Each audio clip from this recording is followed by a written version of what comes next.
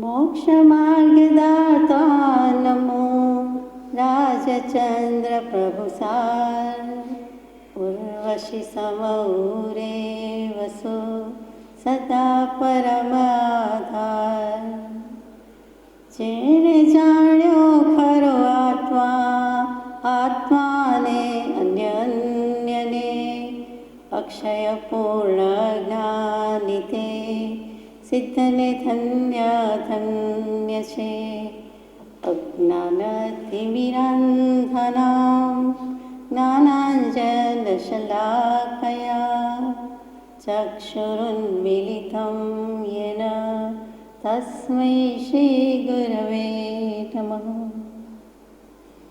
सत्श्रुतने नमस्कार, असीम उपकारी आत्माने नमस्कार, तारक त्रिपुटीने नमस्कार, महावीर मुरब्बियों मुमुक्षुने नमस्कार। परम कृपाळुदेव प्रणीत वचनामृत जी अंतर्गत मोक्षमाळा शिक्षा पाठ 64 सुख विषे विचार भाग 4। साचुं सुख कोने कहेवाय, खरुं सुख शुं अने वास्तविक सुखनी व्याख्या शी ए माटे परम कृपाळुदेवे अहींया मोक्षमाळामां 6 पाठ लखवानी कृपा करी छे। तेमां 3 पाठनी आपणे यथाशक्ति विचारणा करी, जेमां छेल्लुं वचन हतुं के सदाचारथी सुख छे, એટલે કે દુરાચારથી કંઈ સુખ નથી, મનની તૃપ્તિ નથી અને આત્માની મલિનતા છે। એ તત્વ ભણી મેં મારું લક્ષ્ય દોરેલું હતું। એ કેમ સુખી થયો એનો જવાબ આપે છે કે જે કંઈ મને સુખ મળ્યું તે જે ધર્મની આરાધના કરતો હતો, ધર્મનો લક્ષ્ય ચૂક્યો નહોતો અને નીતિપૂર્વક સદાચારપૂર્વક મારી વર્તના હતી, તેથી હું જે કંઈ કર્મનો ઉદય હતો તે તરત જ પુણ્યના ફળરૂપે મને પ્રાપ્ત થયો અને હું એ રીતે સુખી થયો। હવે છતાં એ તત્વ ભણી મેં મારું લક્ષ્ય દોરેલું હતું। આત્મતત્વની વાત હું ભૂલ્યો નહોતો, ધર્મની વાત હું ભૂલ્યો નહોતો। હવે આગળ શું કહે છે વિચારીએ। ભાગ 4। અહીં આવ્યા પછી હું સારા ઠેકાણાની કન્યા પામ્યો, તે પણ સુલક્ષણી અને મર્યાદશીલ નીવડી। એ વડે કરીને 3 પુત્ર થયા। વહીવટ પ્રબળ હોવાથી અને નાણાંને વધારતા હોવાથી 10 વર્ષમાં હું મહાકોટ્યાવધિ થઈ પડ્યો। હવે જ્યારે દેશ છોડ્યો, ગામ છોડ્યું, વતન છોડ્યું, ત્યારે તો પત્ની, પુત્ર સંતતિ તો હતી જ નહીં અને જે પત્ની હતા એનો દેહ ત્યાગ થઈ ગયો હતો।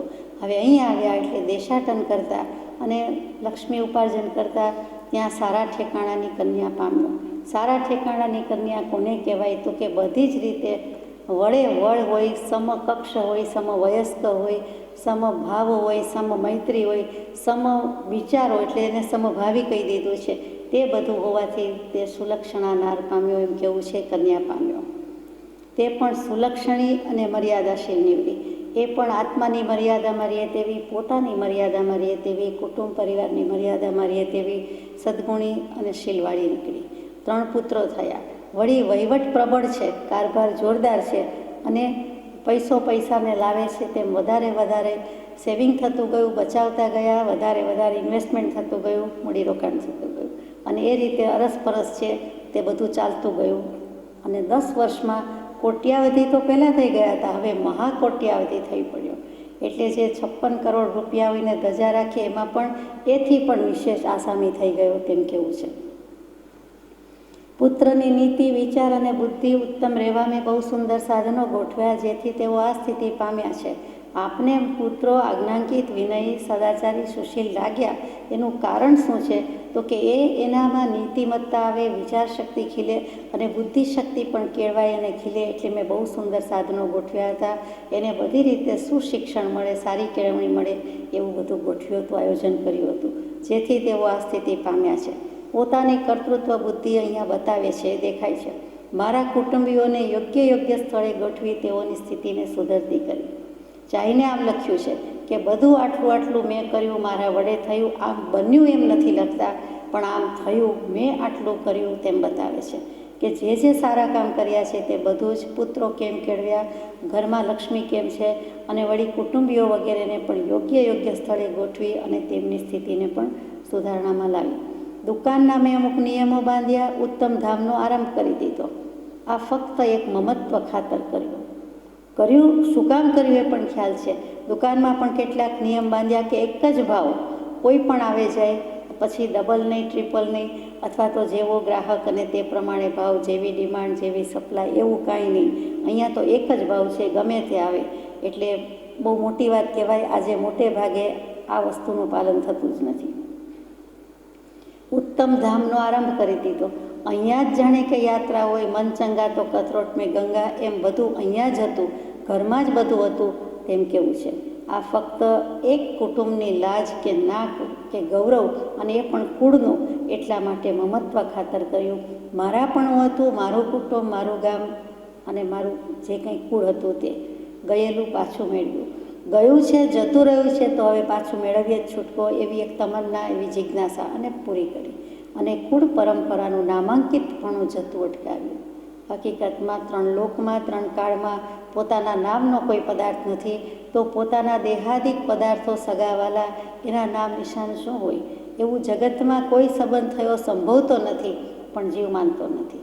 કૃપાદેવે તો ચોખ્ખું ચાણક લખી દીધું કે પિતા પુત્ર અગર તો એવા કોઈ પણ સંયોગો સંભવી શકતા જ નથી. 3 કાળને વિશે, 3 લોકને વિશે જીવ મારાપણું કરે છે. એટલા માટે થોડાક સમય માટે આ માતા, પિતા, પુત્ર, પુત્રી, આ સંતાન, એના સંતાન વગેરે વગેરે, હકીકતમાં તેવો કોઈ સંબંધ નથી. એવો ચિરકાળ શાશ્વત સંબંધ તો છે નહીં. આત્મા જેવા આત્માને પણ દેહનો સંબંધ અનાદિકાળથી હોવા છતાં એ સંયોગ સંબંધ છે, એનો વિયોગ થાય છે, અને આત્યંતિક વિયોગ પણ થાય છે, કે જેથી કરીને મોક્ષે ગયા પછી એક પણ દેહ કે પુનર્ભવ લેવા પડતા નથી. એટલે તે કરવાની વાત આવી. આ કેવરાવવા માટે મેં સઘળું કર્યું, એને હું સુખ માનતો નથી. મારી સમજણમાં, મારી બુદ્ધિ, મારા અભિપ્રાયમાં મેં આને સુખ માન્યું નથી. મેં કર્યું છે, કરવું પડ્યું છે, અને કરવું ઠીક લાગ્યું એટલે કર્યું છે, પણ તે સુખ નથી. જે કર્યું છે તે સારું કર્યું છે, શાતા આપે છે, પણ એ સુખ નથી. હું બીજા કરતાં સુખી છું, આમાં એમ લખેલું છે, તો પણ એ શાતાવેદની છે, સત્સુખ નથી. બીજા કરતાં જગતમાં જે જુઓ છો, કુળ જ્ઞાતિ કુટુંબમાં જુઓ છો, તે બધા કરતાં સુખી છું. સમાજ મને સુખી ગણે છે, સમાજ મને ધનિક શ્રીમંત કહે છે, સમાજમાં પૂજાવું છું, પૂછાવું છું, બધું બરાબર છે, તો પણ એ ખમા થાય છે, એ શાતાવેદની છે, એ સત્સુખ નથી. સત્સુખ બીજું છે. સત્સુખ આથી ઇતર, આથી અપર, આથી અન્ય કાંઈક રહ્યું છે, એ હું જાણું છું. એની વાત જ્યારે કહેવાની હશે ત્યારે કહે છે, પણ આ શાતાવેદનીય છે. જીવે શાતાને જ હંમેશા સુખ માન્યું છે. સુવિધા, સગવડ, સારું સારું બધું થઈ રહે, મળી રહે, સચવાઈ રહે, એટલે એને સુખ લાગે છે. સારું જમવાનું મળે, સારા વસ્ત્ર આભૂષણ મળે, અને સમાજમાં સારી માન, આબરૂ, કીર્તિ, પ્રતિષ્ઠા મળે, અને વળી ઘરમાં બધા પોતાને સારા કહે. આજ્ઞાંકિત સેવકો હોય, આજ્ઞાંકિત સંતાન હોય, એટલે ભયો ચોથો આરો શું? મોક્ષ જ અહીંયા, સ્વર્ગ પણ નહીં, અહીંયા જ મોક્ષ થઈ ગયું, બધેથી જાણે મુકાઈ ગયા. પણ એમ કહે છે એવું નથી. એ જે મળે છે એ શાતાવેદનીય બાંધ્યા છે પૂર્વે, એટલે આ જે શાતાવેદનીય ઉદયમાં આવ્યા છે એ છે અગાઉ બાંધેલા પૂર્વ સંચિત પ્રારબ્ધ કર્મ, સારા કર્મ બાંધ્યા છે, શાતાવેદનીય બંધાઈ ગયું છે. તેનું પરિણામ કે ફળ ભોગવું છું. એટલે શરીર કે જે ધર્મ કરવાનું પહેલું સાધન છે એની પણ શાતાવેદનીય છે, પણ એ સત્સુખ નથી. સત્સુખ કોને કહેવાય? સત આત્માનું અસ્તિત્વ, સત સાચું, સત સારું. અહીંયા તો આત્માનું સુખ તો કે સત્સુખ નથી. એ આત્માનું સુખ એને કહેવાતું નથી. જગતમાં બહુધા કરીને અશાતાવેદની છે. બહુધા, બહુ પ્રકારે જ્યાં જુઓ ત્યાં અશાતાવેદનીય જ છે. કોઈને કંઈ ને કોઈને કંઈ એ અગાઉના પાઠમાં આવી ગયું છે. મેં ધર્મમાં મારો કાળ ગાળવાનો નિયમ રાખ્યો છે. સત્શાસ્ત્રોના વાંચન, મનન, સત્પુરુષોનો સમાગમ, યમ નિયમ, 1 મહિનામાં 12 દિવસ બ્રહ્મચર્ય, બનતું ગુપ્તદાન, એ આદિ ધર્મ રૂપે મારો કાળ ગાળું છું. મારો સમય હું વધારે શેમાં ગાળું છું? તો કહે છે કે ધર્મ માટે અને ધર્મ ખાતે. સત્શાસ્ત્રના વાંચન મનનમાં ઘણો જ સમય જાય છે. સત્પુરુષનો સમાગમ, સત્સંગ કરવામાં સમય જાય છે. યમ નિયમ પણ ઘણા લઈ લીધા છે. વ્રત નિયમ, પચખાણ પણ ઘણા છે. 1 મહિનામાં 12 દિવસ બ્રહ્મચર્ય પણ છે. અને બનતું થઈ શકે તેટલું ગુપ્તદાન પણ કરું છું. ચોપડે જમા થાય કે ન થાય, ભંડારમાં મૂકી દઈએ તો એના જેવું ગુપ્તદાન એકેય નથી. શ્રેષ્ઠ ગુપ્તદાન છે. એ આદિ ધર્મરૂપે મારો કાળ ગાળું છું. બધાને મદદ કરવી એ પણ ગુપ્તદાન છે. એની કંઈ રિસીટ મળતી નથી અને મેળવવાની ખેવનાઈ હોતી નથી, પણ એ બધું ગુપ્તદાન છે. એ સારી રીતે કરું છું. ગુપ્તદાનના બધા અર્થ થાય સુરક્ષિત રીતે ગોપવ્યા સિવાય, પોતાની પાસે જે કંઈ છે તે રાખી મૂક્યા સિવાય, અથવા તો વારસો આપી જવાના ભાવ સિવાય જે કાંઈ છે તે વાપરવું છે. એટલે શક્તિ ગોપવ્યા સિવાય, ધન ગોપવ્યા સિવાય એ પણ ગુપ્ત કહેવાય. અને વળી પ્રગટમાં નામ ન આવે, જાહેર ન થાય એ પણ ગુપ્ત કહેવાય. એટલે બધી રીતે બંને રીતે ગુપ્તદાન આપું છું, સમય ગાળું છું. સર્વ વ્યવહાર સંબંધીની ઉપાધિમાંથી કેટલોક ભાગ બહુ અંશે મેં ત્યાગ્યો છે. વ્યવહાર જેવું કંઈ બહુ રાખ્યું જ નથી, કેમ કે વ્યવહારની ઉપાધિ હોય છે.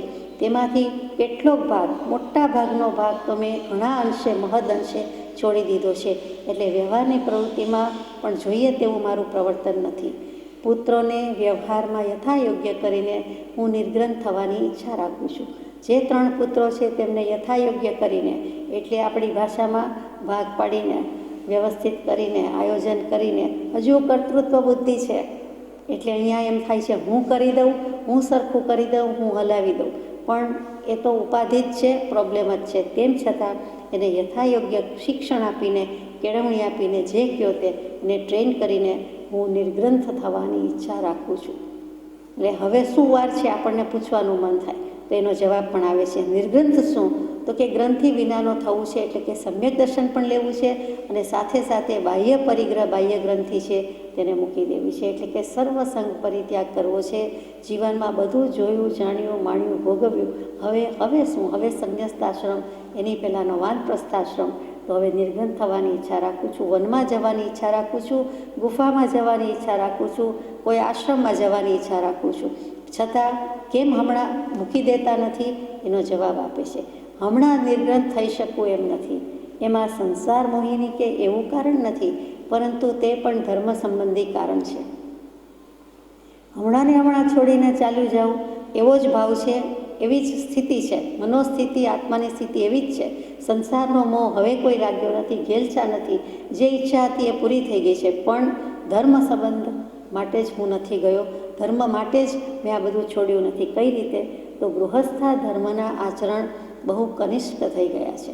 એટલે કે ગૃહસ્થ ધર્મ સર્વોત્કૃષ્ટ ધર્મ કે આશ્રમ કહેવાયો હોવા છતાં, એ વખણાયો હોવા છતાં, એનાથી જ બ્રહ્મચર્ય આશ્રમ, વાનપ્રસ્થાશ્રમ, સંન્યસ્તાશ્રમનું રક્ષણ, પોષણ થતું હોવાથી કેટલીક અપેક્ષાએ ગૃહસ્થાશ્રમને નંબર 1 કયો છે, પહેલા નંબરનો કયો છે.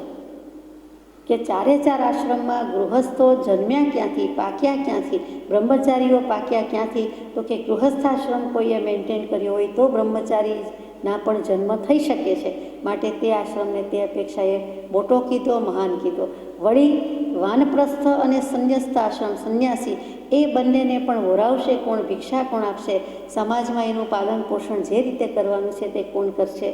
તે ગૃહાશ્રમી કરશે, ગૃહસ્થો કરશે. તે અપેક્ષાએ પણ એ મોટો છે, મહાન છે. પણ એની મહત્તા હોવા છતાં એના આચરણ બહુ કનિષ્ઠ થઈ ગયા છે. એમાં જોઈએ તેવું છે નહીં, ખાડે ગયું છે. ઘણું બધું શિથિલતા આવી ગઈ છે, સદાચરણ ઓછું થઈ ગયું છે, વગેરે વગેરે. અને મુનિઓ તે સુધારી શકતા નથી, કેમ કે ગૃહસ્થો તરત જ કહી દે કે આપને શું ખબર પડે, અમારા પ્રોબ્લેમ શું હોય, ગૃહસ્થના પ્રોબ્લેમ શું હોય એ મુનિ જાણે. અથવા મુનિ દશામાં કેટલું કરવું, કરાવવું ને અનુમોદવું, એ બધા નિયમ આવી જતા હોય છે. એટલે તેમનું મોઢું બંધ છે, તેઓ બંધાઈ ગયા છે. કેટલું કહી શકતા નથી. જાણતા હોવા છતાં, કહી શકાય તેવું હોવા છતાં કહી શકતા નથી. કહી શકવાનું મુનાસિબ મનાયું નથી. તો મુનિઓ સુધારી શકતા નથી. અને ગૃહસ્થને વિશેષ બોધ કરી શકે, આચરણથી પણ અસર પમાડી શકે, અસર કરી શકે. પરમ કૃપાળુદેવ દીક્ષા નહીં લઈ શકવાનું કારણ સર્વસંગ પરિત્યાગ ન થઈ શક્યો. ગમે તેટલી ઈચ્છા ભાવના હોવા છતાં આપણા માટે તો સુખદ જ નીવડ્યું છે કે ગૃહસ્થને વિશેષ બોધ કરી શકે, આચરણથી અસર કરી શકે, વધુ પ્રેરણા મળી શકે. મુનિ મર્યાદિત માત્રામાં થઈ શકે, ગૃહસ્થો બધા જ સદગૃહસ્થ થઈ શકે છે. એટલે તે રીતે પણ બહુમતીની રીતે જોતાં પણ આ જે કંઈ થયું છે તે યોગ્ય જ છે.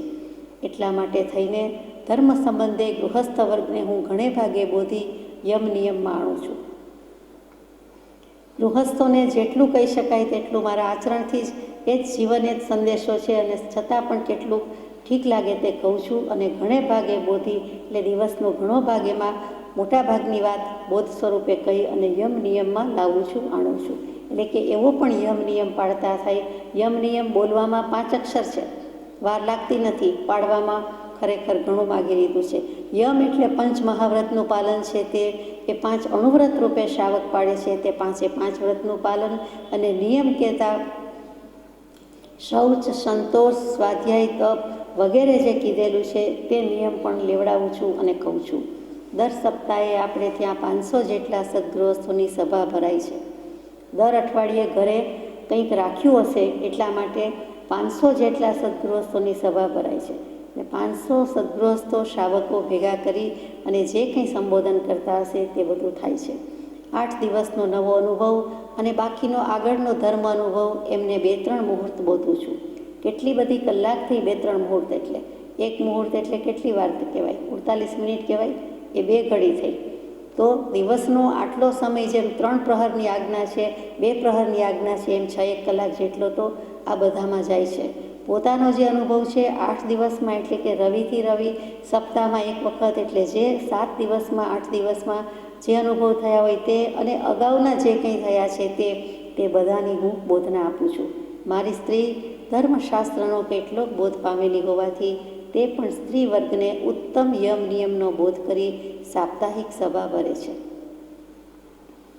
સ્ત્રી પણ સદ્ગુણી સુશીલા છે એટલે તે પણ કરી શકે એમ છે એટલે બીજાને બોધ આપે છે અને બીજા ઉપર એની અસર પણ પડે છે.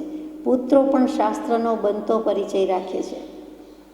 સંતાને શું કરવાનું એની ઉંમર થશે, એની સમજ થશે, એનો અક્ષમ જાગશે, એના સંસ્કાર જાગશે ત્યારે કરશે. એમની આ પણ એક જીવનનો ભાગ છે એમ માનીને કરવા જેવું છે એમ કહીને શાસ્ત્રનો બનતો પરિચય રાખે છે.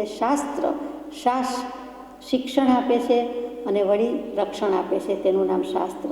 જે શાસ્ત્ર વાંચતા જીવને, આત્માને પોતાનું રક્ષણ મળે છે, બીજા જીવનું રક્ષણ મળે છે અને શિક્ષણ મળે છે કે ખરેખર શું કરવા જેવું છે, ધર્મની કેળવણી શું છે, આત્મા શું છે, આત્મતત્વ શું છે, પદાર્થનો બોધ લાગે છે તેવા શાસ્ત્રો અને જેમાંથી વૈરાગ્ય ઉપશમ મળી શકે છે તે સત્શાસ્ત્ર એનો પરિચય રાખે છે. વિદ્વાનોનું સન્માન, અતિથિનું સન્માન, વિનય અને સામાન્ય સત્યતા, એક જ ભાવ એવા નિયમો બહુધા મારા અનુચરો પણ સેવે છે. હવે આજ્ઞાંકિત અનુચરો, સેવકો, દાસ દાસીની વાત આવી. આ મોટી વાત છે.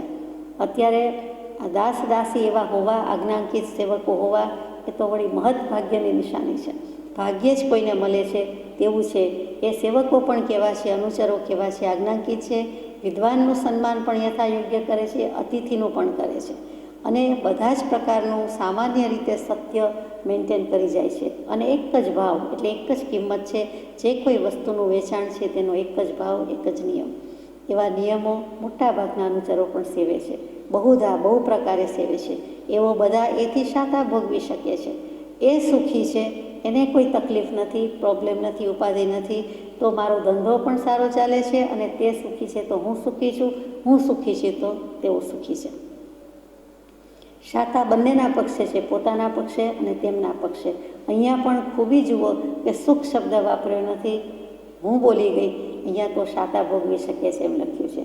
તેમને પણ શાતા છે, મને પણ શાતા છે. લક્ષ્મીની સાથે મારી નીતિ, ધર્મ, સદ્ગુણ, વિનય એણે જન સમુદાયને બહુ સારી અસર કરી છે. લક્ષ્મી તો ઉપાર્જન કરેલું છે, મારી પાસે છે જ. એની સાથે સાથે જે નીતિમત્તા છે, જે ધાર્મિકતા છે, જે સદ્ગુણભર્યું આચરણ છે અને વળી વિનય છે, તેથી જન સમુદાય પર, સમસ્ત સમાજ પર બહુ સારી અસર થઈ છે. રાજા સહિત પણ મારી નીતિ વાત અંગીકાર કરે તેવું થયું છે. રાજા જેવો રાજા માથે છે, અધિરાજ છે, તે પણ મારી વાત અંગીકાર કરે છે, સમજી શકે છે અને હું જે કહું છું તે માન્ય કરે છે. આ સઘળું આત્મપ્રશંસા માટે હું કહેતો નથી, એ આપે સ્મૃતિમાં રાખવું. માત્ર આપના પૂછેલા ખુલાસા દાખલ આ સઘળું સંક્ષેપમાં કહેતો જઉં છું. મારે કંઈ સ્વસ્તુતિ માટે, મારા વખાણ કરવા માટે આ કહેવાનું નથી. એ ખાસ આપ યાદ રાખજો. માત્ર આપે પ્રશ્ન પૂછ્યો છે કે સુખની શોધમાં નીકળો છું, આપ સુખી છો તો હું સુખ બાબત આપને વધારે જણાવું છું. બાકી ખુલાસો જ કરું છું, ખુલાસા દાખલ, ખુલાસા માટે જ આ બધું ઘણું સંક્ષેપમાં ટૂંકમાં કહેતો જઉં છું. શિક્ષા પાઠ 65 સુખ વિશે વિચાર ભાગ 5.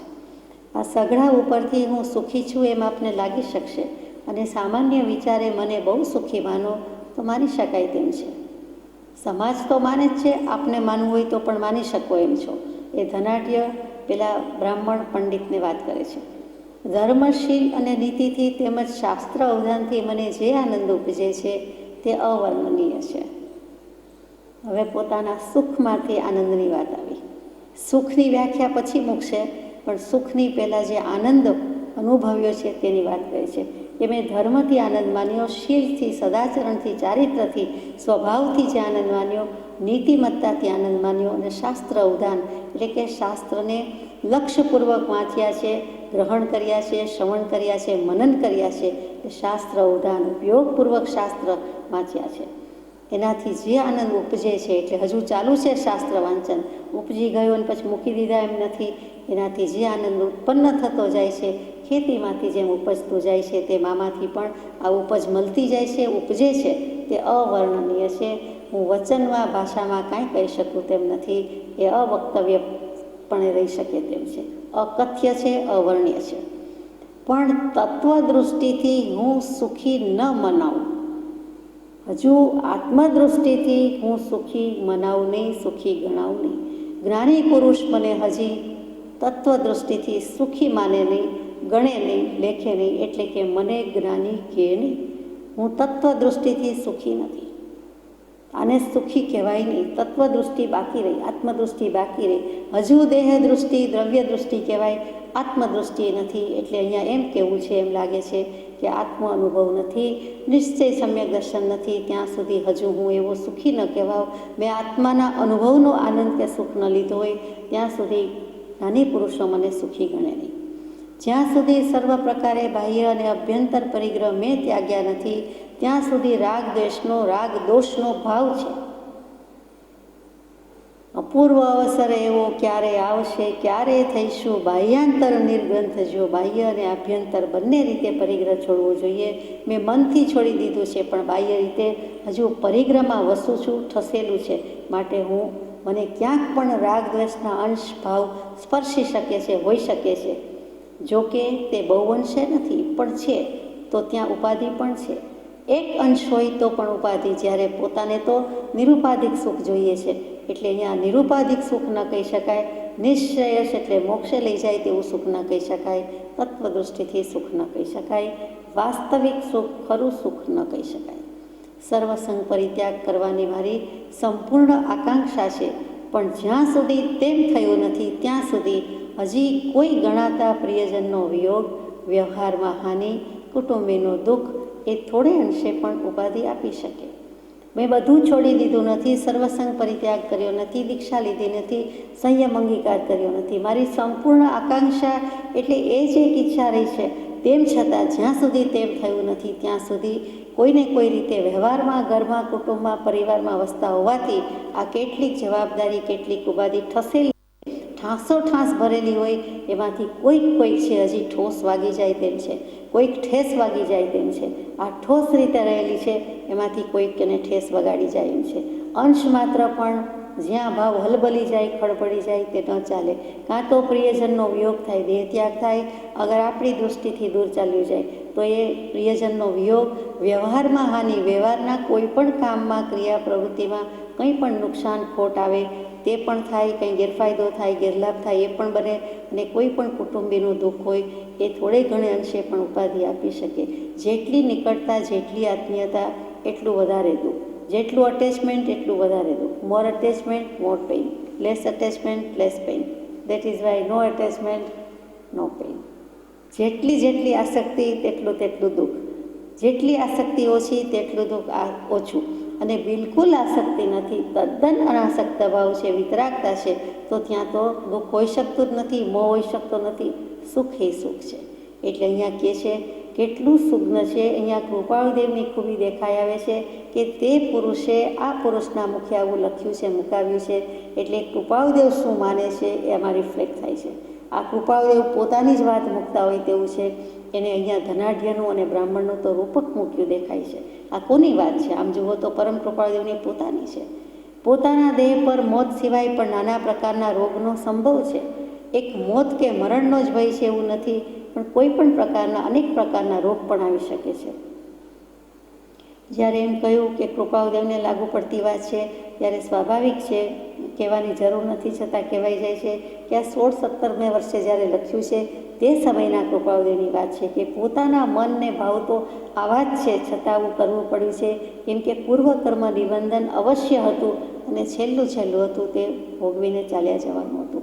આ જગતમાંથી જેટલા પરમાણુ ભેગા કર્યા હતા તે બધા જ કાર્મિક વર્ગણાના પરમાણુ એક એકને જાણે સોંપી દેવાના હતા, હવામાં ફરકાવી દેવાના હતા અને પછી વિદાય લેવાની હતી. માટે કેવળ નિર્ગ્રંથ બાહ્ય અભ્યંતર પરિગ્રહનો ત્યાગ, અલ્પ આરંભનો ત્યાગ એ સઘળું નથી થયું ત્યાં સુધી હું મને કેવળ સુખી માનતો નથી, 100% સુખી માનતો નથી, શુદ્ધપણે એકાંતિક સુખી માનતો નથી, આત્મતાથી સુખી માનતો નથી. શું કામ? તો કે કેવળ નિર્ગ્રંથ તદ્દન સદંતર બધાનો મેં ત્યાગ કરી દીધો હોય, બધી જ ગ્રંથિ છોડી દીધી હોય. ગ્રંથ એટલે પરિગ્રહ, ગ્રંથ એટલે ગ્રંથિ, ગાંઠ મિથ્યાત્વની.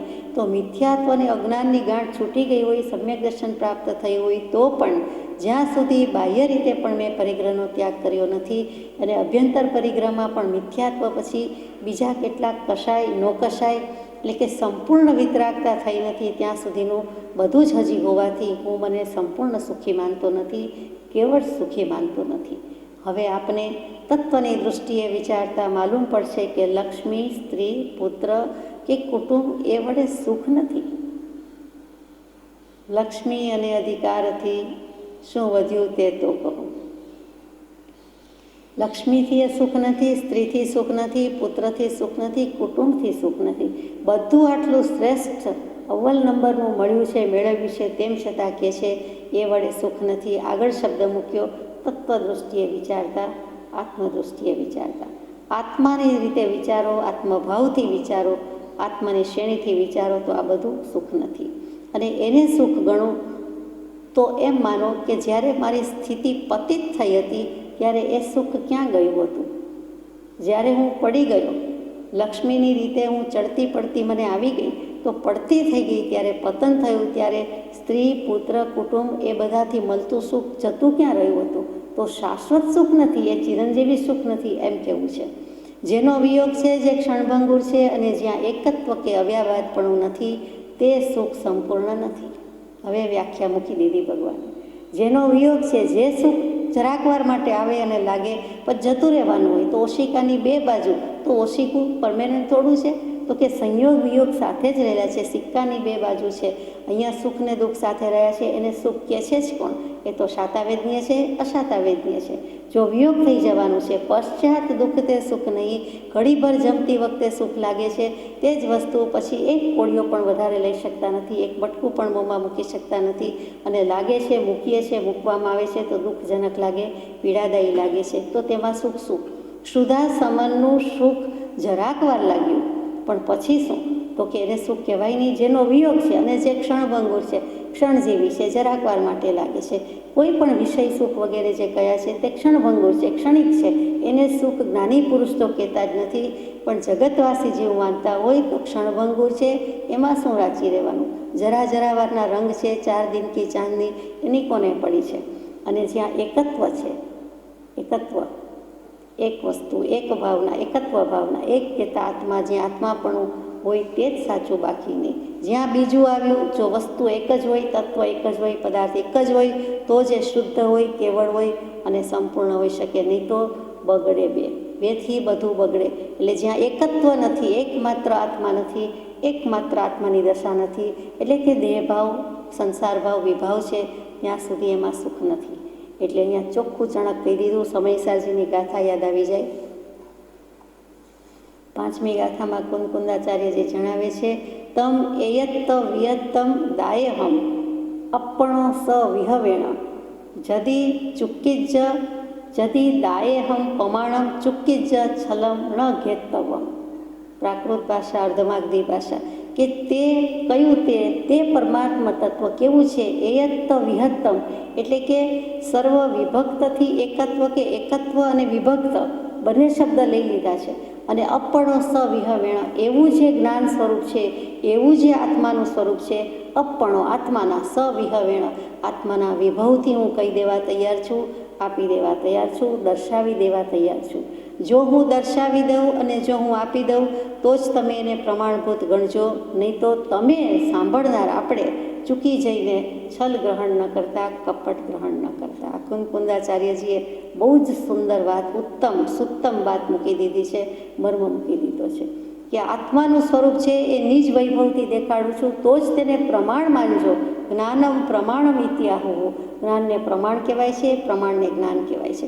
તો જ તમે સર્ટિફાઈ કરજો, તો જ તમે પ્રમાણભૂત માનજો. અને હું તમને કરી બતાડું, દેખાડી દઉં, તમને તમારા હાથમાં આપી દઉં, તમારા આત્મ સ્વરૂપ, તમારું દર્શન, તમારું શરણ તમારી પાસે જ છે, પણ એનું ભાન કરાવી દઉં તો જ સાચું માનજો. નહીં તો હવે આપી જ દઉં છું, હવે તમને ચૂકી જઈને, એટલે કે તમે છળ કપટ કરીને, માયા કપટ કરીને, વચ્ચે દેહભાવ આડો રાખીને હવે આત્મદર્શન ન કરો, આત્મ સ્વરૂપ ન કરો, તો હું જવાબદાર નથી. હવે મહેરબાની કરીને એવું ગ્રહણ કરશો નહીં. અહીંયા ખૂબી ક્યાં છે? તો કે એકત્વ અને વિભક્ત.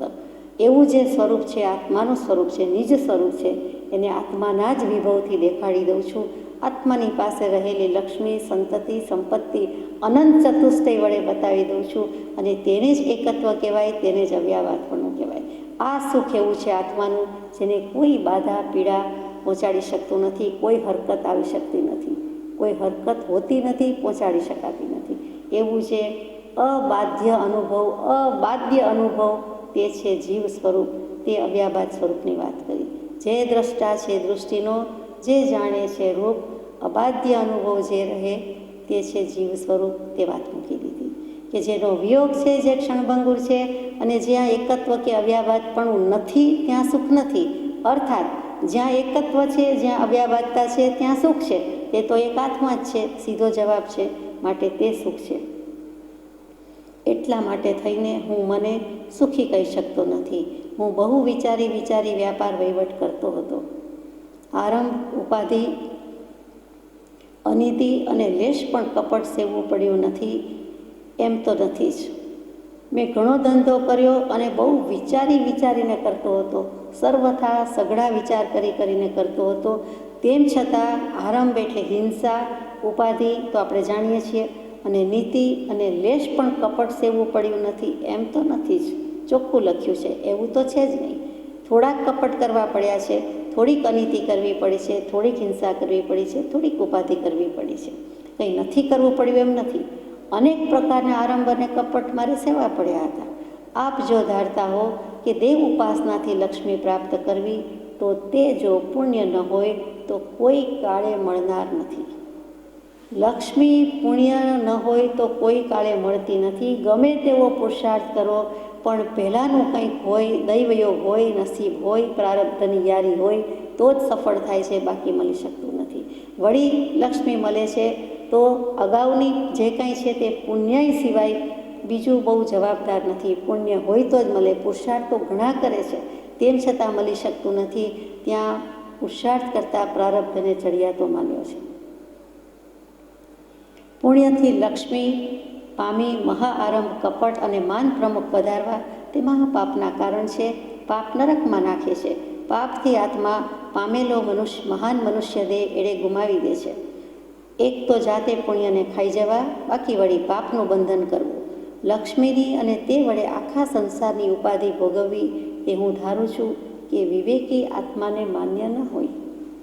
આપણે આપણી જાતને વિવેકી માનતા હોઈએ તો વિચારવા જેવું છે, વિવેકી ન માનતા હોય તો પણ વિચારવા જેવું છે. કે બંને રીતે મૂક્યું છે કે લક્ષ્મીની મહત્તા ઘણી છે. ખરી મહત્તા વિશે વિચાર્યું છે, અહીં અધિક કહેવું નથી. પણ લક્ષ્મીની ગમે તેટલી ગુણગાન ગાઈએ, પ્રશંસા કરીએ, મહત્તા ગાઈએ, તો પણ એ જ લક્ષ્મી નિંદાપાત્ર પણ છે. જેટલી સ્તુતિપાત્ર છે એટલી જ નિંદનીય પણ છે. કે તેને મેળવવામાં, તેને ઉપાર્જન કરવામાં આપણને પરિશ્રમ થાય છે, પરિશ્રમ પડે છે, આપણને ઉપાધિ થાય છે, આપણે અનીતિ, અન્યાય, કપટ વેતરવા પડે છે. ત્યાં પરમ કૃપાદેવે કપટ વેતરવા શબ્દ લખ્યો છે. તો એ બધું કરવું પડે છે. તો એનાથી શું ફાયદો થશે, શું લાભ થશે? તો કે મહાઆરંભ, હિંસા વગેરે થાય છે, કપટ થાય છે, માન મળશે, પણ હકીકતમાં તો આ મનુષ્ય ભવ મળ્યો છે તે મોક્ષે જવા માટે મળ્યો છે, એ તો ગુમાવી દેવાનો અવસર આવે છે. પાપ થાય છે, પાપથી નરકમાં જવું પડે છે, તિર્યંચ ગતિમાં જન્મ લેવો પડે છે. તો એવી લક્ષ્મીનું કામ શું છે? એક તો સાચવતાય જોર પડે છે, એટલે કે પહેલાં લેતા પ્રાપ્ત કરવામાં દુઃખ, પછી એને સાચવવામાં જાળવવામાં દુઃખ, એને વાપરવામાં પણ અન્યાય અનીતિ ન થઈ જાય જોવાનું. તો લક્ષ્મી વખતે પરાર્થ કરતાં પણ અંધાપો, બહેરાપણું કે મૂંગાપણું આપી દે છે. એ પણ આપણા પરમ કૃપાળદેવ ભગવાનનું જ અગાઉ આવી ગયેલું વચન છે કે લક્ષ્મીનો સદુપયોગ થાય તો થાય, પહેલાં તો હાથ ખરડવા પડે છે, મેલા મલિન ગંદા થાય છે, પછી પણ એવા ભાવ રહેશે કે કેમ, સદવ્યય કરશે કે કેમ, મોટા ભાગના કરી શકતા નથી, કેમ કે તેવા ભાવથી ઉપાર્જન કર્યું છે. એટલે ત્યાં લોભ અને લાભની જ ખેવના હોવાથી એ સદવ્યય પણ કરી શકતા નથી. અને તેમાં જે પાપ થયા એ તો ચોપડે જમા થયા જ. વાલ્મીકીનો દૃષ્ટાંત, વાલિયા લૂંટારાનો દૃષ્ટાંત બહુ જાણીતું છે કે જે કંઈ ભાગીદારી તો ઘરનાએ ચોખ્ખી ના કહી દીધી કે તે પાપ પડે તેમાં અમારી ભાગીદારી નથી, એ તો તમે જાણો, હું ભાગીદાર નહીં. એકમાત્ર સહી કરી દેતા, સંમતિ આપતા પણ કેટલા પાપ, દોષ, કર્મ આપણને લાગે છે કે જીવ ભૂલી જાય છે. બંધનમાં પોતે પોતાને નાખે છે. બહારથી એમ લાગે છે કે હું છૂટું, હું નિવૃત્ત, અથવા મેં નથી કર્યું. હકીકતમાં પોતે જ કરે છે, બીજો કોણ કરે છે? એટલે ત્યાં દોષ અને દોષ છે. અને આ વિવેકી આત્માને આવું માન્ય હોય નહીં. મેં જે કારણથી લક્ષ્મી ઉપાર્જન કરી હતી તે કારણ મેં આગળ આપને જણાવ્યું હતું. આપ કહેશો કે મેં ભૂલ કરી, લક્ષ્મી મળી ગઈ એટલે આવું કહો છો. તો મેં કહ્યું કે મારે કુળને જે કંઈ નામાંકિતતા હતી, પ્રસિદ્ધિ આપવાની હતી, એક વખત હતું અને ગુમાવ્યું હતું, તો હું કુળદીપક પુત્ર તરીકે મારી જાતને સાબિત કરું કે મેં ગુમાવેલું મેળવી લીધું, એટલા માટે કર્યું. પણ તેથી કંઈ સાચું છે, સારું છે એમ માની લેવાને કારણ નથી. મેં પણ ભૂલ કરી હોય અને ભૂલમાંથી હું શીખ્યો કે આ કરવા જેવું નહોતું. એ વખતે મને વિવેક નહીં હોય, અથવા વિવેક આડે આવરણ આવ્યું, પૂર્વ સંચિત કંઈ એવા કર્મ હશે, એ પણ બને.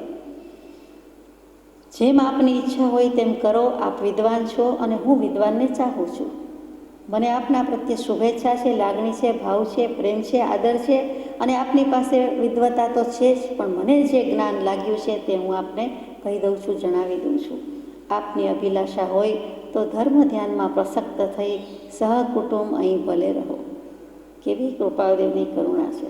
એ ધનાઢ્યના મુખે કેવડાવ્યું છે કે તમારી અભિલાષા હોય, વિદ્વાન છો અને લક્ષ્મી માટે નીકળ્યા છો, ધન ઉપાર્જન માટે નીકળ્યા છો, તો તમે અહીંયા ધર્મ ધ્યાનમાં પ્રસક્ત થઈ, આસક્ત નહીં પણ પ્રસક્ત થઈ તમારી પૂરેપૂરી શક્તિ આમાં લગાડી દો, ધર્મ ધ્યાન કરો અને સહકુટુંબ ભલે અહીં રહી જાઓ. અને આપની ઉપજીવિકાની સરળ યોજના જેમ કહો તેમ રુચિપૂર્વક કરાવી આપો. સહકુટુંબ રહેવાની જવાબદારી લે છે અને જે કંઈ જીવનમાં જ્યાં સુધી જીવતા રહેવાનું હોય, આયુષ્ય કર્મનો ઉદય હોય ત્યાં સુધી આપ શાંતિથી ધર્મ વડે ઉપજીવિકા જીવી શકો તેવી હું વ્યવસ્થા, ગોઠવણ કરાવી આપું. અહીં શાસ્ત્ર અધ્યયન અને સત વસ્તુનો ઉપદેશ કરો. કામ શું કરવાનું, પ્રવૃત્તિ શું કરવાની? તો કે શાસ્ત્ર વાંચો, ભણો. જે સમય મળ્યો છે તે સદવ્યય હવે તો કરો. આટલા દાયકા તો જતા રહ્યા, પણ હવે કરો. અને સત વસ્તુનો ઉપદેશ કરો. અને સાચી વસ્તુ આત્માની છે તે બીજાને પણ કંઈ બતાવો, જણાવો. એટલે કે ભણો અને ભણાવો, કયો અને બોધ આપો. મિથ્યા આરંભ ઉપાધિની લોલુપતામાં હું ધારું છું કે ન પડો, પછી આપની જેવી ઈચ્છા. ખોટી જે હિંસા ઉપાધિ છે એની લોલુપતામાં, એની લાલચમાં, એની લલુપતામાં તમે હવે ન પડો. હું ધારું છું કે ન પડો. હું નિશ્ચય કરીને કહું છું, અવધારીને કહું છું કે ન પડો, છતાં વિનય ચૂકતા નથી. પછી આપની જેવી ઈચ્છા. તમારે કરવું જ જોઈએ, તમે સમજતા નથી એમ નહીં, પણ પછી તો આપની ઈચ્છા. જહા સુખમ એઝ યુ પ્લીઝ કહીને છૂટી જાય છે. પંડિતજી, આપે આપના અનુભવની બહુ મનન કરવા જેવી આખ્યાયિકા કહી. આપ અવશ્ય કોઈ મહાત્મા છો, પુણ્યાનુબંધી પુણ્યવાન જીવ છો, વિવેકી છો, આપની શક્તિ અદ્ભુત છે. કેટલા બધા વિશેષણ કહી દીધા કે હે પંડિતજી, હે પરમ કૃપાદેવ તો કહેવાય નહીં, હે ધનાઢ્ય, હે શેઠજી, આપના અનુભવની બહુ મનન કરવા જેવી આખ્યાયિકા કહી. મારે મનન કરવા જેવું જ કથન છે. આપનું આખ્યાન છે, વ્યાખ્યાન નથી કીધું. આપનો વૃત્તાંત, આપનો ઇતિહાસ, આપની કથન, આપની જે વર્ણન શૈલી, વર્ણન શક્તિ જે કંઈ છે તે તમે બહુ સુંદર રીતે મને બધું કહી બતાવ્યું. આપ જરૂર કોઈ મહાત્મા છો, પુણ્યવાન, પુણ્યાનુબંધી પુણ્યવાન જીવ છો. જેવા તેવા નથી. પૂર્વના પુણ્ય પણ છે, પણ પુણ્ય ખાઈ જતા નથી. અત્યારે પણ નવા પુણ્ય બાંધો છો, સત્પુણ્ય બાંધો છો અને વિવેકી છો. તમે વિવેક કરી લીધો છે એટલે વિવેકી છો. આપની શક્તિ અદ્ભુત છે. આપની શક્તિ, આત્માની શક્તિ અદ્ભુત છે. આપ શેઠજી, આપની પણ શ્રેષ્ઠ છો. આપ શેઠ છો અને આપની શક્તિ અદ્ભુત છે. હું દરિદ્રતાથી કંટાળીને જે ઈચ્છા રાખતો હતો તે એકાંતિક હતી. મને ગરીબાઈ, દળદર, દુઃખ મીટી ફીટી જાય એમ જે ભાવના હતી, ઈચ્છા હતી, તે એકાંતિક હતી. એકમાત્ર ધન પ્રાપ્તિ માટે જ હતું, બાકી મને કંઈ ન હતું. આવા સર્વ પ્રકારના વિવેકી વિચાર મેં કર્યા નહોતા. પોતે પંડિત છે, શાસ્ત્રો અભ્યાસ કર્યા છે, વિદ્વાન છે, તેમ છતાં એમ કબૂલ કરે છે કે આપે જે એંગલથી, જે અભિપ્રાયથી, જે દૃષ્ટિબિંદુથી, જે વિવેક દૃષ્ટિથી મને આત્મદૃષ્ટિથી વિચાર આપ્યા છે, કયા છે, તેવા મેં આજ સુધીમાં ભણ્યો, આટલો વિચાર કર્યો, પણ આ બાબતના આવા ઊંડા વિચાર, સાચા વિચાર, સૂક્ષ્મ વિચાર, તાત્વિક વિચાર મેં કર્યા નહોતા. આવો અનુભવ, આવી વિવેક શક્તિ, હું ગમે તેવો વિદ્વાન છું છતાં મારામાં નથી જ. એ હું સત્ય જ કહું છું. આપે મારે માટે જે યોજના દર્શાવી તે માટે આપનો બહુ ઉપકાર માનું છું. અહો શ્રી સદગુરુ, કરુણા સિંધુ અપાર, કે તમે મને સમજાવ્યું કે આ પ્રમાણે કરવા જેવું છે. અને નમ્રતાપૂર્વક હું અંગીકાર કરવા હર્ષ બતાવું છું. હું એને અંગીકાર કરવાનું, એક્સેપ્ટ કરવા માટે હર્ષ બતાવું છું. હું ખરેખર આભારવશ થઈને, આનંદવશ થઈને અંગીકાર કરું છું, સ્વીકાર કરું છું. હું ઉપાધિને ચાહતો નથી.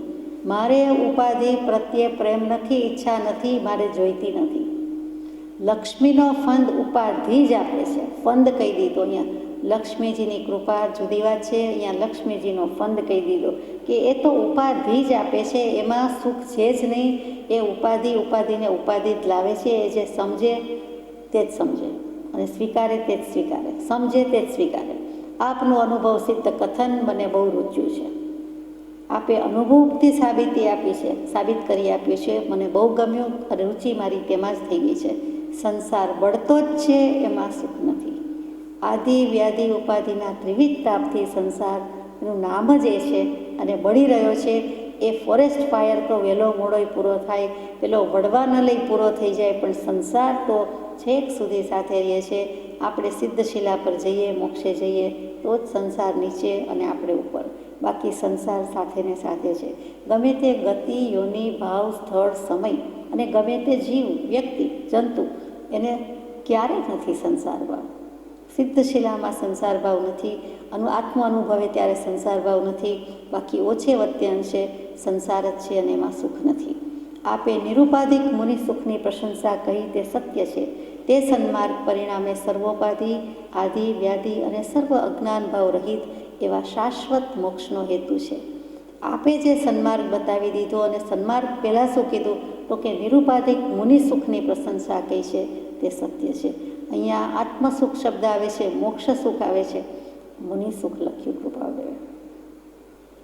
નિરુપાધિક, ઉપાધિ વિનાનું સુખ એટલે નિરુપાધિક. જેમ ઋષભદેવ ભગવાનના સ્તવનમાં આનંદગંજી મહારાજ ગાય છે તેમ કે સોપાધિક પ્રીતિ, સોપાધિક અને પ્રીતિ નિરુપાધિક. એવો ઉપાધિવાળો પ્રેમ જોઈતો નથી. જે પ્રેમમાં ઉપાધિ હોય જ નહીં તેને જ પ્રેમ કહ્યો જાય છે. તે જ પ્રેમ જોઈએ છે, તે જ ધન જોઈએ છે, તે જ લક્ષ્મી, તે જ સુખ જોઈએ છે. તો મુનિ સુખ શું? તો કે આત્મજ્ઞાન, ત્યાં મુનિપણું, તે સાચા ગુરુ હોય.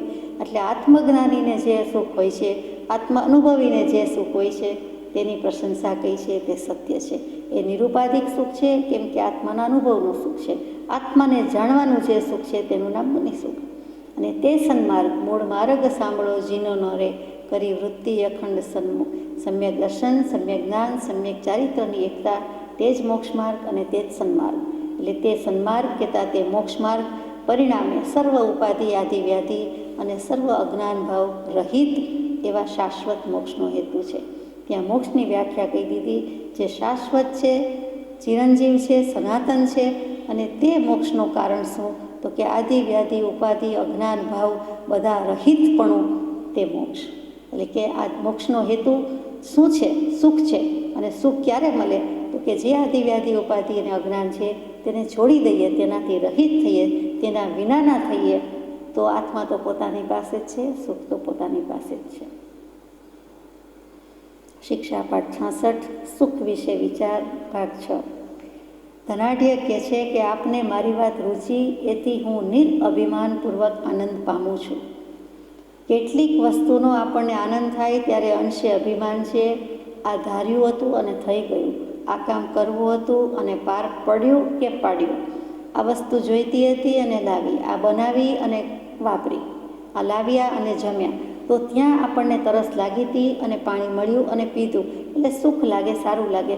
અથવા બીજાને એમ કહીએ છીએ ત્યારે અંશે પણ અભિમાન છે, કંઈક અભિમાન છે કે આ મેં કીધું તો ખબર પડી, મેં લાવીને આપ્યું તો આપની પાસે આવ્યું, આપે આપ્યું તો મારી પાસે આવ્યું, વગેરે વગેરે જે શબ્દો કે ભાવ છે ત્યાં મોટે ભાગે આપણે ચેક કરવા જેવું છે, નિરીક્ષણ કરવા જેવું છે, પોતાની આલોચના કરવા જેવું છે. એ તરત જ અભિમાનનો અંશે પણ આવી જાય છે.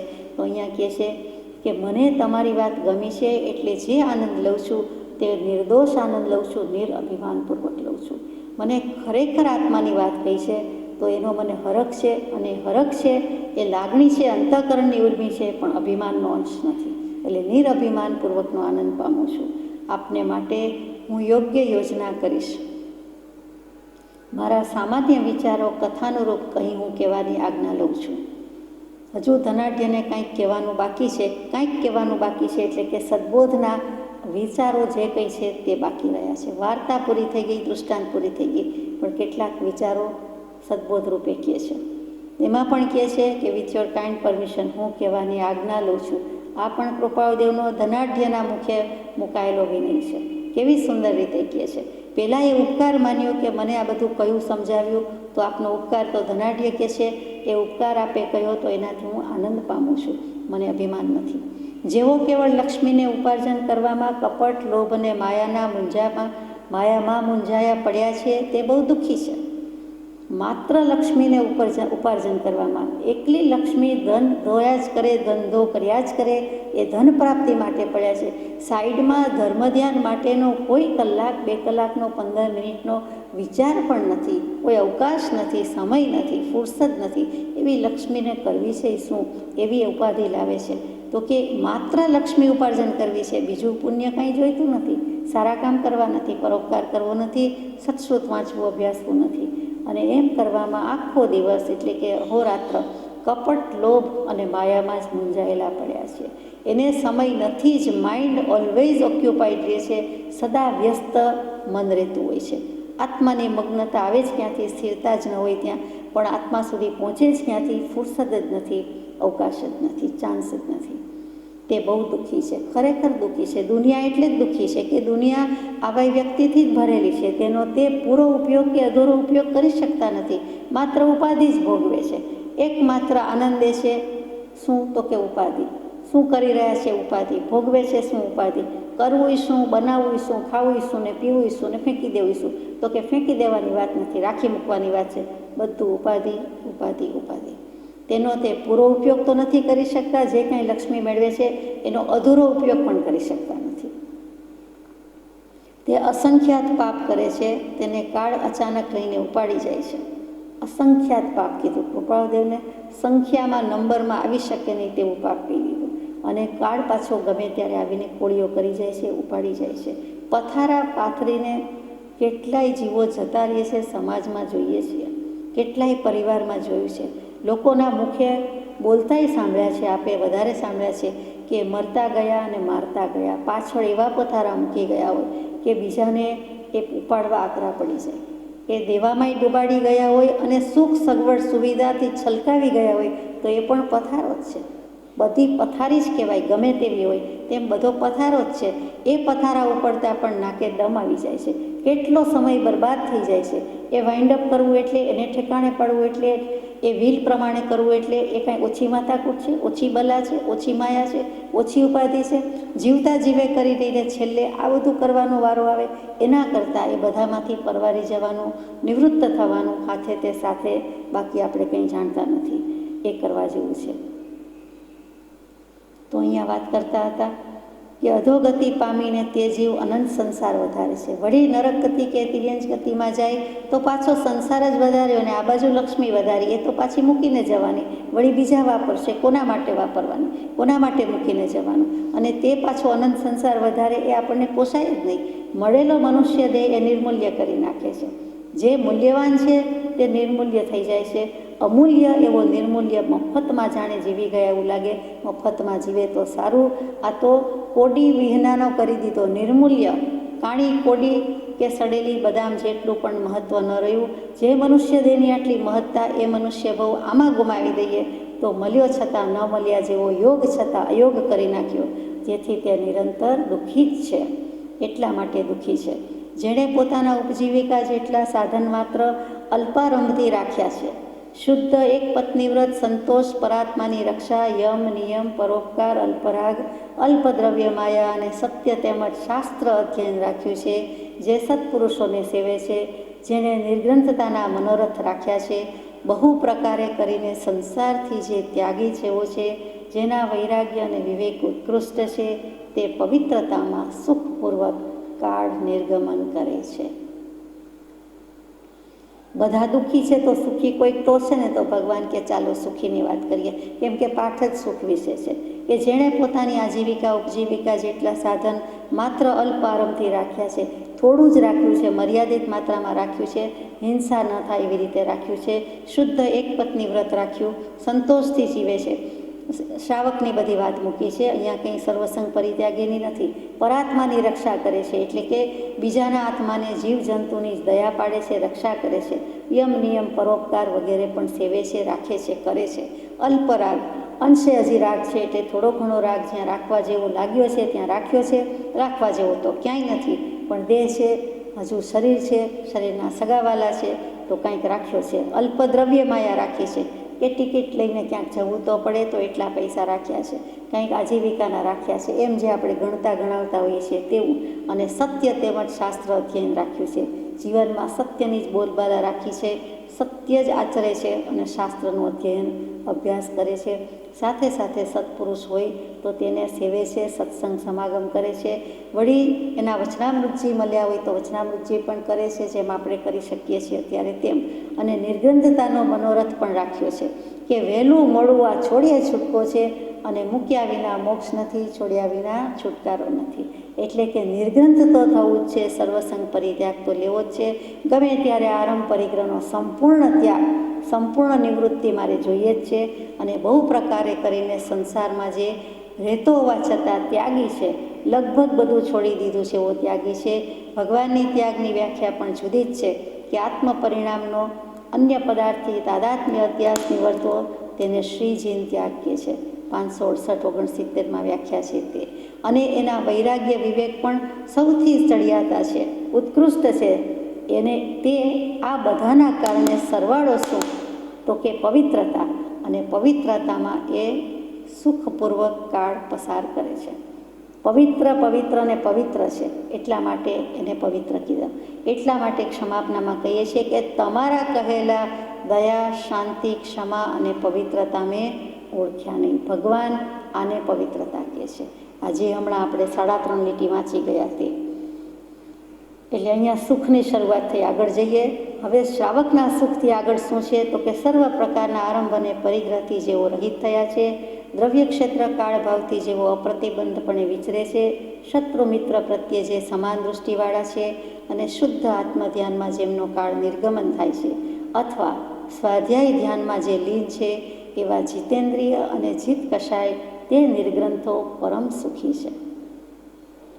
હજુ સિદ્ધશિલા પર બિરાજમાન થયા નથી, પણ સયોગી જીન છે, અર્યંત પરમાત્મા છે, અથવા તે પહેલાંના આચાર્ય છે, કેટલાક ઉપાધ્યાય છે, કેટલાક મુનિ દશામાં છે. તે બધાને સહજાત્મ સ્વરૂપની પ્રાપ્તિ તો છે જ, આત્મ અનુભવી લીધો છે, પણ હજુ કંઈક કશાયના અંશ ક્યાંક ખૂટે છે, તે બધું રહ્યું છે.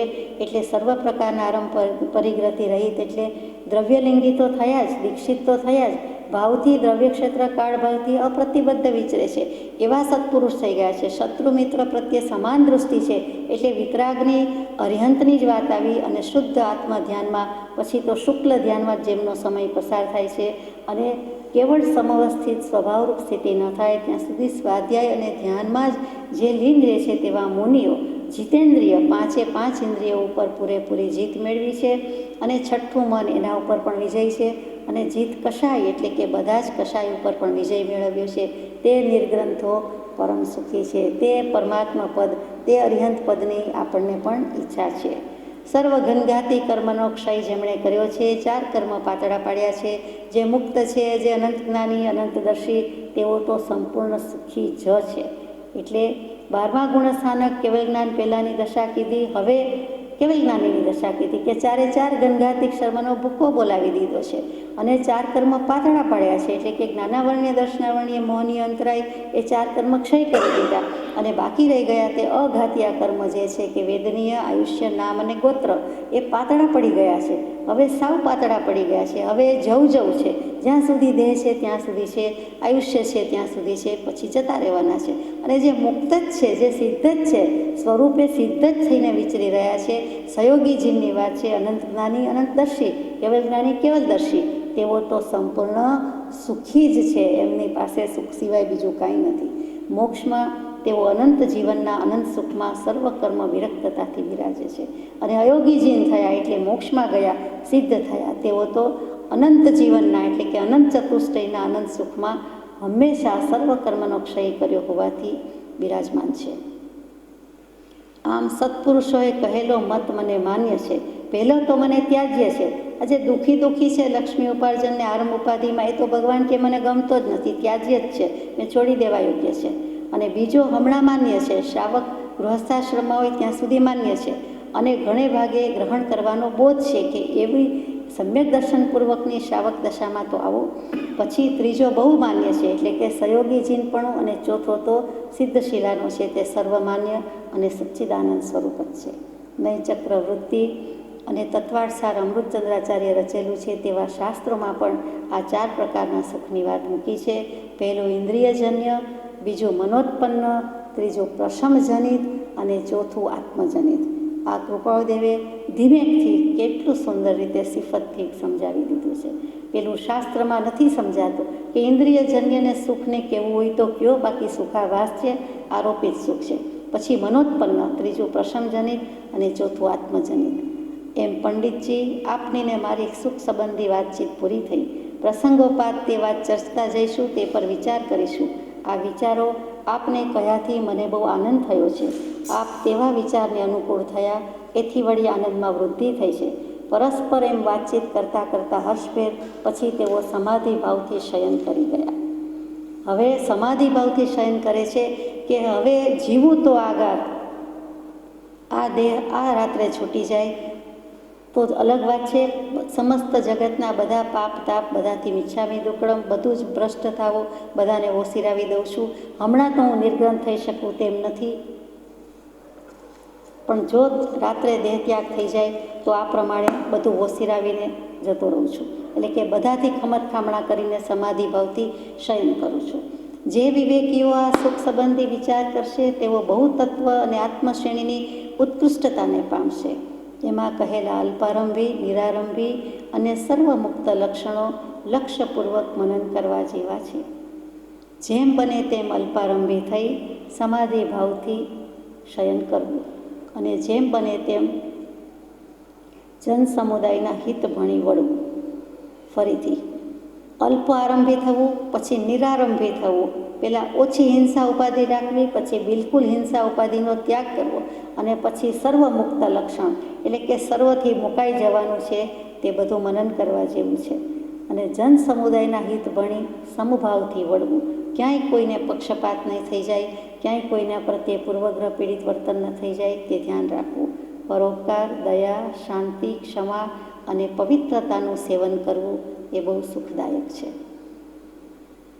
જ્યાં દયા, શાંતિ, ક્ષમા, પવિત્રતા આવી તે જ ફરીથી આવી કે પહેલું પરોપકાર મૂક્યું કે બની શકે તો બીજા જીવનું સારું ઈચ્છવું કરવું. પછી દયા, પોતાના આત્માની દયા ખાવા જેવી છે.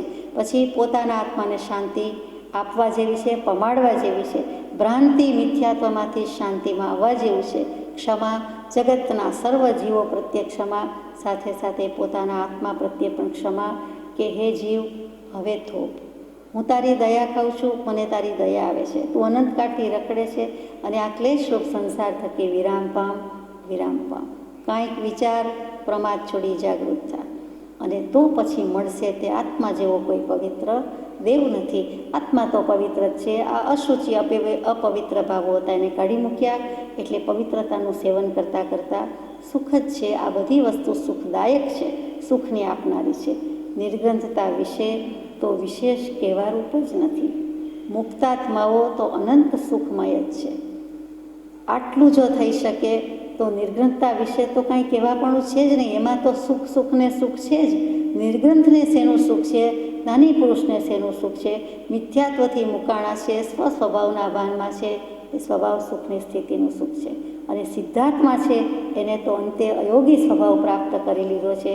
એટલે સુખના મહેલમાં, સુખના મહાલયમાં, સુખની સિદ્ધની શિલા ઉપર બિરાજમાન છે. એ અનંત આત્મિક સુખની લહેરમાં બિરાજમાન છે. તે બધા જ સિદ્ધાત્માને આપણા અત્યારે સમયના નમસ્કાર છે. સજાત્મ સ્વરૂપ પરમ કરી